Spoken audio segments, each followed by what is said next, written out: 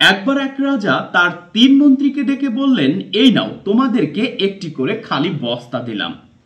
তোমাদের কাজ হবে বনে গিয়ে ফল কুড়িয়ে এই বস্তা ভরে নিয়ে আসবে। দেখি কে কত তাড়াতাড়ি বস্তাগুলোকে পরিপূর্ণ করে বন থেকে আসতে পারো। রাজার কথা মতো রাজার 3 মন্ত্রী চলে গেল জঙ্গলে।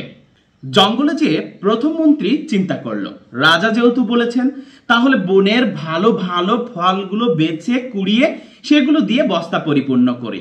সেই মতোই প্রথম মন্ত্রী বস্তা ভর্তি ফল নিয়ে রাজপ্রাসাদে চলে এলো।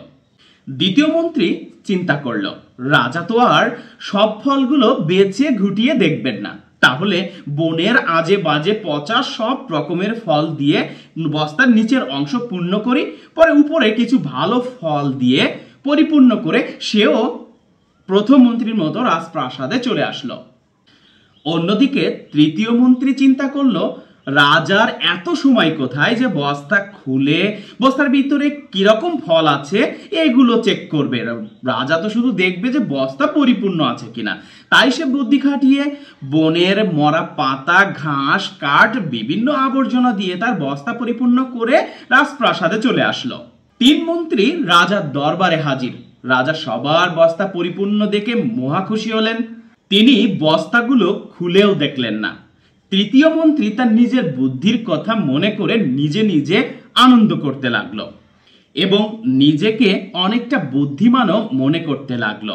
রাজা কিছুক্ষণ সময় নেওয়ার পরে মসনদে বললেন এবং ঘোষণা করলেন যে এই 3জন মন্ত্রীকে তাদের বস্তা সহ 7 দিনের জন্য কারাগারে পাঠানো হোক এবং প্রত্যেককে আলাদা আলাদা কক্ষে রাখা হোক এবং এই 7 দিনের জন্য তাদেরকে কোনো প্রকার খাবার দেওয়া যাবে না।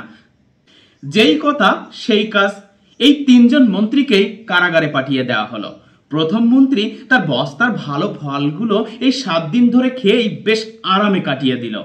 দ্বিতীয় মন্ত্রী তার বস্তায় যত ভালো ফল ছিল সেগুলো দিয়ে কোনো রকমে 2 দিন কাটিয়ে দিল, আর বাকি কয়েকদিন সে তার বস্তার পচা ফল খেয়ে বাঁচার চেষ্টা করলো, কিন্তু অবশেষে সে অসুস্থ হয়ে পড়ল।